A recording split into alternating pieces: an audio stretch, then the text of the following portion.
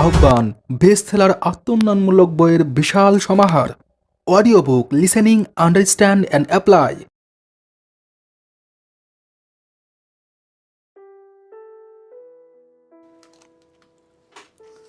অধ্যায় ৭, করুপশন, চরিত্র দূষণ।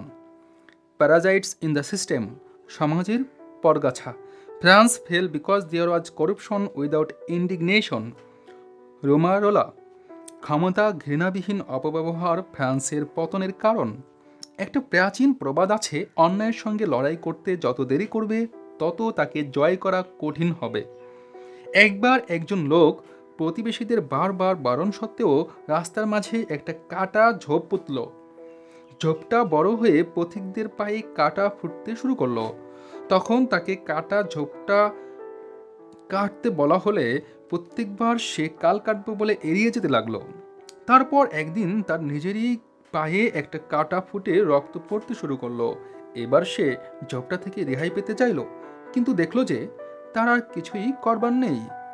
ঝোপটা ততদিনে এত বিশাল হয়ে গিয়েছিল যে সে সেটা আর টেনে তুলতে পারল না। As the above story indicates, evil, if not destroyed at the outset, keeps growing stronger even as you become weaker in comparison. উপরের কাহিনীটি দেখিয়েছে যে মন্দ জিনিসটিকে তৎক্ষণাৎ ধ্বংস করে না দিলে তা ক্রমশ এত শক্তিশালী হয়ে ওঠে যে তার তুলনায় তুমি একান্ত দুর্বল। কাটা ঝোপের গল্পটা যেন সমাজে ক্রমশ বেড়ে ওঠা দূষণেরই এক রূপক কাহিনী। কাটা ঝোপের মতোই একটা সমাজে দূষণের বীজ পোঁতার জন্য কেউ না কেউ কোথাও না কোথাও দায়ী। গল্পের লোকটির মতো আমাদের মধ্যে বেশিরভাগ লোকই নাগরিক হিসেবে দূষণের ছোট চারাগাছকে উপেক্ষা করে যায়, যতদিন না সেটা বেড়ে আমাদেরই মঙ্গলের পক্ষে ভয়াবহ হয়ে ওঠে। কিন্তু তার বিরুদ্ধে দাঁড়াতে তখন আমরা অসহায়। Unless we destroy the seed of evil, it will destroy আজ। মন্দের বীজকে আমরা ধ্বংস না করলে সেই আমাদের ধ্বংস করবে। What is corruption? সামাজিক দূষণ কাকে বলে? দূষণ হচ্ছে সেই মন্দ যা অভাগা, অসহায়, দুর্বলের সুযোগ নিতে চায়।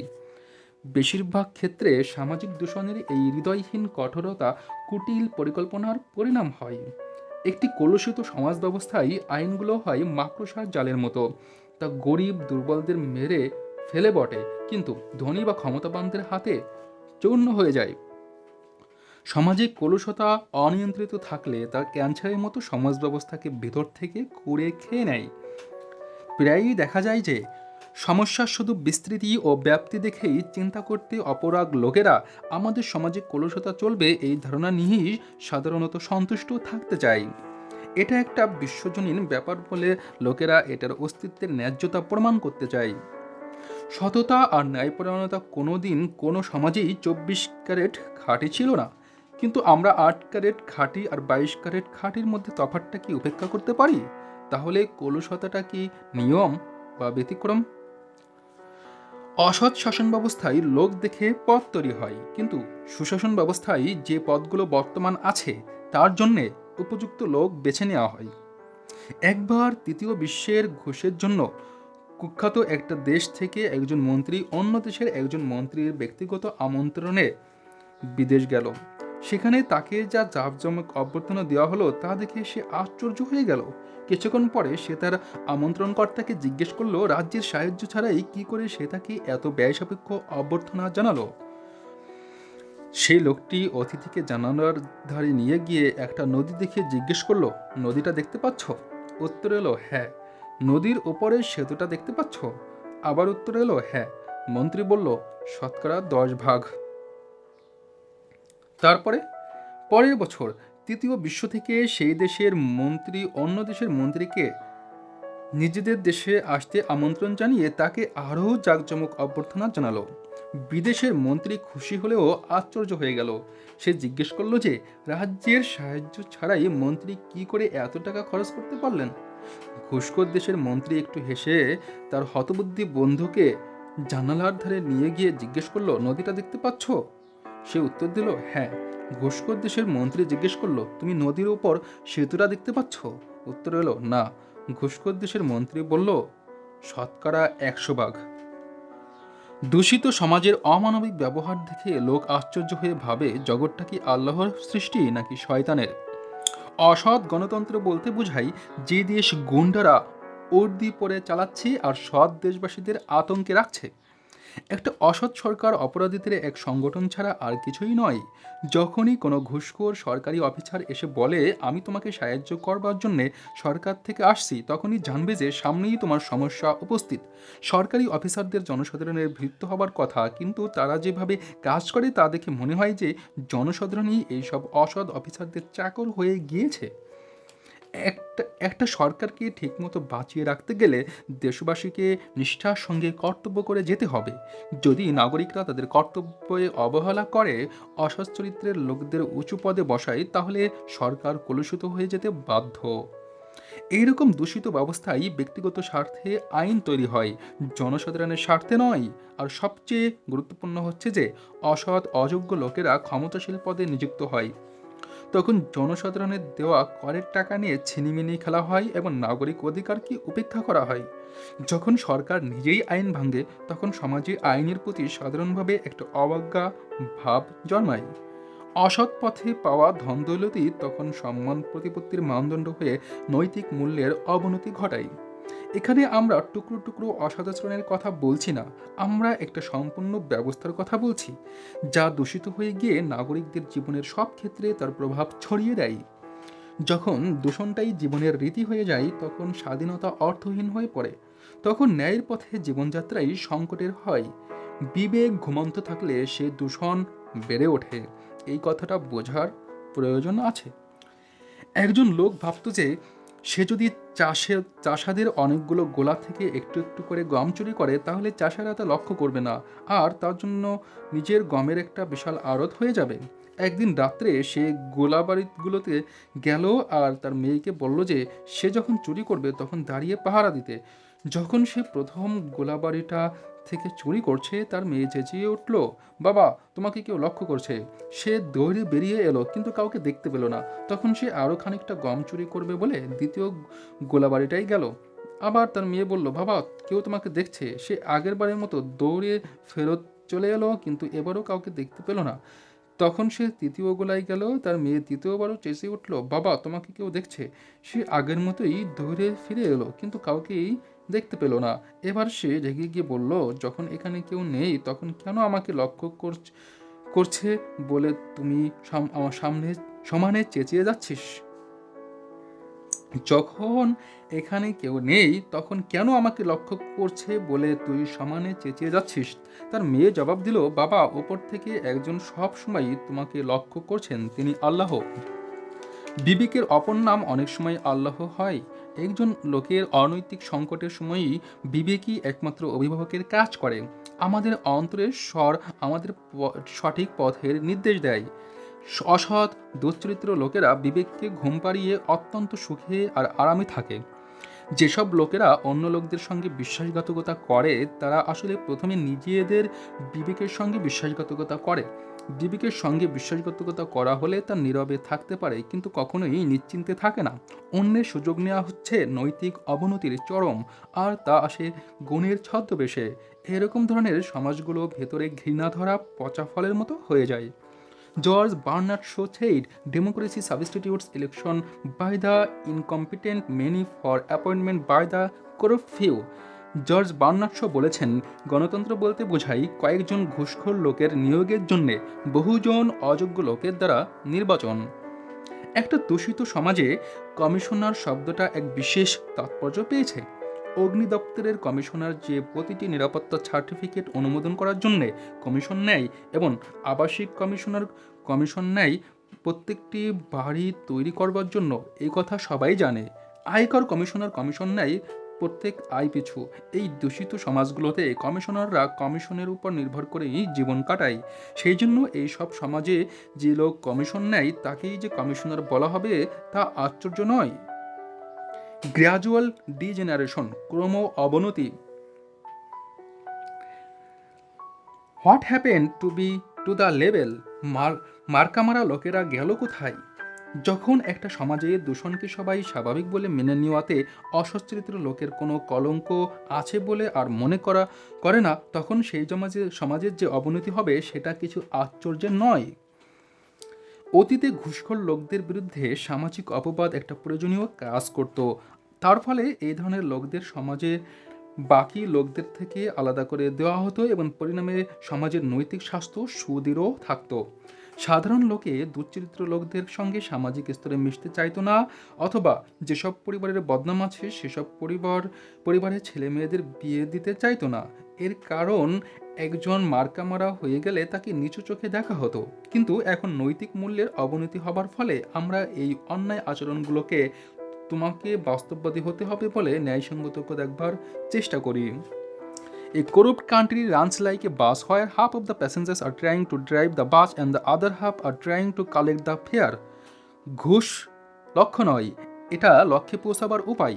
লক্ষ্য হচ্ছে টাকা, ক্ষমতা আর কর্তৃত্ব। একটা ঘুষখোর দেশে সেই রকম একটা বাসের মতো চলে যেখানে অর্ধেক যেখানে অর্ধেক লোক বাস চালাবার চেষ্টা করে আর বাকি অর্ধেক ভাড়া ওঠাবার চেষ্টা করে। অপরাধ আর ঘুষের মধ্যে গভীর সংযোগ আছে। জোর করে টাকা আদায় করা, ঘুষ, ধর্ষণ, বিশ্বাসঘাতকতা, খুন, লুট, সরকারি পদ বিক্রি, দোষরূপ ইত্যাদি আমাদের দৈনন্দিন জীবনের অঙ্গ হয়ে গিয়েছে। অপরাধের বিরুদ্ধে লড়াই করার সবচেয়ে বড় বাধা হচ্ছে ঘুষ। এই দূষণের সঙ্গে সন্ত্রাসবাদের তুলনা করা চলে। এদের শিকারের কোনো নাম থাকে না। ঘুষ দিয়ে করা কাজগুলো যেন অসম্বন্ধিত চিঠি, যাদের নির্দেশ দেওয়া থাকে যার প্রতি প্রযুক্ত। What is the source of corruption? ঘুষের উৎস কোথায়? যে কোনো লোক সহজেই ঘুষের উৎস দেখতে পেতে পারে। মন্দ আইন, মন্দ লোক। আইন আছে অথচ তা প্রয়োগ করা যায় না, সেই রকম ক্ষেত্রে সেই সরকারের প্রতি লোকদের আস্থা সবচেয়ে বেশি নষ্ট হয়ে যায়। এই ঘুষের প্রথার জন্যে মন্দ আইনের চেয়েও অনেক বেশি দায়ী মন্দ লোক। কারণ যাই হোক, এরাই তো খারাপ আইন তৈরি করেছে। একটি সমাজে লোকদের আছে উঁচু মানের নৈতিক মূল্যবোধ, নিচু মানের নৈতিক মূল্যবোধ। অভিজ্ঞতা থেকে দেখা যায় যে যতই আইন খারাপ হোক না কেন, তাও লোকদের একটা ছোট শতাংশ ন্যায়ের পথে চলে। উল্টোটাও সত্যি। নিয়ম যত ভালোই হোক না কেন, সেই রকম একটা অল্প শতাংশ জোচ্চুরি করবেই।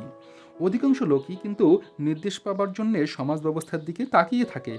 ভালো সমাজ ব্যবস্থায় অসৎ লোকেরা মুশকিলে পড়ে, কিন্তু একটা দূষিত ব্যবস্থায় সৎ লোকদের জীবনযাপন কঠিন হয়। দূষণ সম্পূর্ণ বন্ধ না করা গেলেও কমিয়ে দেওয়া যায়। যদিও ঘুষখোররা যেখানেই থাকুক না কেন, সমাজ ব্যবস্থাকে কলুষিত করে তুলতে ঠিকই কোনো না কোনো অসৎ উপায় আবিষ্কার করে। একজন রাজা ছিলেন, তার একজন চতুর মন্ত্রী ছিল। সে যে কোনো পদে বহাল থাকুক না কেন, ঠিকই অসৎ উপায়ে টাকা রোজগার করত। রাজা তার কাজকর্ম জানতে পেরে একটা অব্যর্থ সমাধানের কথা ভাবলেন। তিনি ঘুষ নেওয়া বন্ধ হয়ে যাবে ভেবে মন্ত্রীকে সমুদ্রের পাশে বসে ঢেউ গুনবার পদে বহাল করলেন। তিনি তখনও এই কুটিল মন্ত্রীর উদ্ভাবনী শক্তির আন্দাজ পাননি। এই পদে থাকা সত্ত্বেও সেই মন্ত্রী সাঁতারুরা আর মাঝিরা ঢেউ নাড়িয়ে দিয়ে তাকে তার সরকারি কর্তব্যে বাধা দিচ্ছে, এই অজুহাতে তাদের কাছ থেকে টাকা নিতে লাগলো। যে লোকেদের নৈতিক মূল্যবোধ নেই, তারা যখন ক্ষমতাসীন হয় তখন সমাজের বিপদ ঘনিয়ে আসে, আর তখনই দূষণ চরমে ওঠে। Causes of corruption. ঘুষের কারণ নিড অর গ্রিড, প্রয়োজন না প্রলোভন। স্কারসিটি, অভাব। যেখানে প্রয়োজনীয় জিনিসের চাহিদা বেশি তুলনায় সরবরাহ কম, সেখানে অভাবের জন্য দূষণ আসতে পারে। চাহিদা আর সরবরাহের এই ভারসাম্যহীনতা সত্যি হতে পারে, আবার উপরি লাভের জন্য কৃত্রিম উপায়ে তৈরিও হতে পারে। অতি দরিদ্র। দারিদ্র্যের হাত থেকে বাঁচবার জন্য মানুষ অসৎ উপায় গ্রহণে বাধ্য হয়। অর্থোপার্জনের জন্য, বিলাসবহুল জীবনযাত্রার ব্যয় মেটাবার জন্য লোকেরা ঘুষ নেয়। একটা দূষিত সমাজে অসৎ উপায়ে অর্জিত ধন দৌলত লোকদের প্রতিষ্ঠা প্রতিপত্তি পেতে সাহায্য করে, আর বাস্তবিকই সাধারণ লোকে তাদের উঁচু চোখে দেখতে শুরু করে। যখন অপরাধ করে লাভ হয়, যা দূষিত সমাজে হয়ে থাকে, তখন তাকে আরও একটু সম্মানজনক নাম দেওয়া হয়। The corrupt are a part of the human race with a human face, lacking of humanity. ঘুষখোররা মানুষের মুখ নিয়ে মানব জাতির একটি অংশ হলেও তাদের মানবিকতা নেই। Forms of corruption. ঘুষের বিভিন্ন রূপ। গিফটস, উপহার। উপহারদাতা একজন উচ্চপদস্থ কর্মচারীর কাছ থেকে কিছু অন্যায্য সুযোগ নিতে চায় বলে তার মন গলবার জন্য কোনো উপহার দিলে তা গ্রহণ করা। এক্সটর্শন, জোর করে টাকা আদায়। একজন উচ্চপদস্থ কর্মচারী যখন টাকা বা উপহারের জন্য দাবি জানায় তখন সেটা আদায়। কর্মচারী বলতে চাই, তুমি আমাকে এগুলো না দিলে আমি তোমার জীবন নরক করে দেব। তদ্রূপ একটা তহবিলের টাকা অন্য তহবিলে পাচার করে দেয়। নেপোটিজম, আত্মীয় পোষণ। যোগ্যতা ছাড়াই আত্মীয়দের চাকরিতে নিয়োগ। একজন অসচ্চরিত্র লোকের কাছে আইনস্টাইনের থিওরি অফ রিলেটিভ মানে হচ্ছে নিজেদের রিলেটিভ অর্থাৎ আত্মীয়দের নাম মাইনের খাতায় তোলা। ঘুষ যে কোনো ধরনের হোক না কেন তাতে থাকে ব্যক্তিগত লাভের জন্য জনসাধারণের স্বার্থকে উপেক্ষা। বিশ্বাসভঙ্গ, গোপনীয়তা, স্বচ্ছতার অভাব, কপটতা, দেশের মঙ্গলকে অবহেলা। কনসিকুয়েন্স অফ করাপশন, দূষণের পরিণাম। দূষণ সুশাসন ব্যবস্থাকে তছনছ করে দেয়। এর জন্যে বিদ্যা বুদ্ধিসম্পন্ন লোকেরা স্বদেশ ছেড়ে বিদেশে চলে যায়। দেশ ও তার নাগরিকদের আত্মবিশ্বাস প্রতিকূলে যায়। দূষণের প্রভাব বরফের গোলার মতোই বাড়তে বাড়তে চলে। দূষণ বাড়লে অপরাধও বাড়ে। তা নাগরিকদের মর্যাদার সঙ্গে বাঁচতে এমনকি মরতেও দেয় না। দূষণ থাকলে মানবিকতা আর সহানুভূতি ক্রমে কমে যায়। How do we fight corruption? দূষণের বিরুদ্ধে আমরা কি করে লড়ব? যেসব নাগরিকরা এই নিয়ে ভাবে তাদের একটা সিদ্ধান্ত পৌঁছানো আবশ্যক। দূষণ অন্যায় মুছে ফেলার দায়িত্ব নিতে প্রতিজ্ঞাবদ্ধ হতে হবে। এমন সৎ শক্তিশালী নেতৃত্বের সৃষ্টি করতে হবে যা নাগরিকদের এবং দেশকে সেই পথে চালিত করতে পারবে। ক্ষমতাশালী আদালত তৈরি করে সহজেই টাকা আর ক্ষমতা পাবার প্রলোভনকে নিয়ন্ত্রণ করতে হবে। নৈতিক চরিত্রকে শক্তিশালী করে তোলা অবশ্য কর্তব্য বলে মনে করতে হবে এবং দূষণের মন্দ প্রভাবকে মূল থেকে নাশ করে দিতে হবে। এমন একটা দলকে সমর্থন করতে হবে যারা চাপ দিয়ে শাসন ব্যবস্থার স্বচ্ছতা এবং দায়িত্ববোধ আনবে। নাগরিকদের তাদের সামাজিক কর্তব্য সম্বন্ধে শিক্ষা দিয়ে দূষণের বিরুদ্ধে একটা জাতীয় আন্দোলন গড়ে তুলতে হবে। মানবিকতার জন্য যুদ্ধে আত্মত্যাগ করতে প্রস্তুত থাকতে হবে, কারণ স্বার্থান্বেষীরা বিরোধিতা করবেই। যতবার আমরা আমাদের সন্তানদের দেখব ততবার আমাদের জিজ্ঞেস করা প্রয়োজন, এরাই কি এর পরের বারের শিকার হবে? দূষণের বিরুদ্ধে লড়াই হচ্ছে দেশপ্রেমী আর ঘুষখোরদের মধ্যে বেঁচে থাকবার লড়াই। এই সামাজিক অসুস্থতার বিরুদ্ধে দৃঢ় জনমত তৈরি করা প্রয়োজন। সুনাগরিকদের উচিত তাদের ঔদাস্য ঝেড়ে ফেলে এই দূষণের বিরুদ্ধে তৎপর হয়ে ওঠা। অধিকাংশ লোকই এই দূষিত ব্যবস্থার অঙ্গ হয়ে যায় বলে তা একটা বিশেষ সংস্কৃতিতে পরিণত হয়, আর সেই সংস্কৃতিতে শকুনি সংস্কৃতি বললে তার সঠিক বর্ণনা দেওয়া হয়। এটা একটা কুকুরের মাংস খায় পরিস্থিতি। যেসব লোকেরা জীবনে কোনো না কোনো সময় অন্যায়ভাবে ব্যবহার পেয়েছে তারা যখন ক্ষমতায় আসে তখন তারাও অন্য লোকদের সুযোগ নিতে শিখে যায়। যে কোনো সমাজে সংস্কৃতি উপর থেকে নিচে নামে, কখনো নিচ থেকে উপরে ওঠে না। একটা ছোট্ট ঘুষের কাজও চেনের মতো পরপর প্রতিক্রিয়া ঘটায়। তা অর্থনৈতিক সমস্যার সৃষ্টি করে এবং তা আরও দূষণ ঘটায়। ক্রমে দূষণ সংস্থার একটা অঙ্গ না হয়ে নিজেই একটা সম্পূর্ণ সংস্থা হয়ে দাঁড়ায়। যখন দূষণ সরকারি কাজে এবং লোকদের মনে ক্রমশ প্রবেশ করে যায় তখনই আসল সমস্যা দেখা দেয়। একটা দেশের দুর্বলতা আর তার দেশবাসীর উদাসীনতা দুই মিলে ফেরবার পথ বন্ধ করে দেয়। দূষণ আরও দূষণের জন্ম দেয় এবং এইভাবে চক্র অন্তহীন চলতেই থাকে। ফলে এটা সম্পূর্ণ একটা নতুন প্রজাতির সৃষ্টি হয়। তাদের বলে দালাল, যোগাযোগকারী, মধ্যস্থ ইত্যাদি। তারা শিকার খুঁজে এবং মজুর দিয়ে টাকা আদায় করে বেঁচে থাকে। তখন খোশামেদ আর সব কাজে সায় দেওয়া হয়ে যায় সংস্কৃতির একটা অবিচ্ছেদ্য অঙ্গ। কখনো কখনো জেলিফিশ শামুক গিলে ফেলে। শামুকটা তার খোলস থাকায় জেলিফিশের পেটে গিয়েও বেঁচে থাকে। নিজেকে বাঁচবার জন্যে শামুকটা জেলিফিশের ভেতর থেকে তাকে খেতে খেতে ক্রমে বেড়ে ওঠে। শেষে একদিন আসে যখন সে জেলিফিশটাকে সম্পূর্ণ খেয়ে ফেলে আর জেলিফিশটা শেষ হয়ে যায়। দূষণও ঠিক একটা দেশের ক্ষেত্রে একই জিনিস কাজ করে। এই ভেতর থেকে কুড়ি করে খেতে থাকে, শেষে দেশের আর কোনো অস্তিত্ব থাকে না। History stands witness to the fact that those who cut their country's throat end up cutting their own. ইতিহাস সাক্ষ্য দেয় যে যারা নিজেদের দেশের গলা কাটে তারা শেষ পর্যন্ত নিজেদেরই গলা কাটে। অ্যাকশন প্ল্যান বা কর্মপরিকল্পনা। Resolve to fight against corruption. 1 নম্বর, দূষণের বিরুদ্ধে লড়াই করবার জন্য প্রতিজ্ঞাবদ্ধ হও। 2 নম্বর, identify 3 areas of your life where corruption is hurting the system. তোমার জীবনের এমন 3টি ক্ষেত্র বেছে নাও যেখানে দূষণ সমাজ ব্যবস্থার ক্ষতি করছে। 3. Start generating public opinion through a social group to clean the system. এই ব্যবস্থাকে পরিচ্ছন্ন করবার জন্য একটা সামাজিক সংস্থার মাধ্যমে জনমত গড়ে তোলো।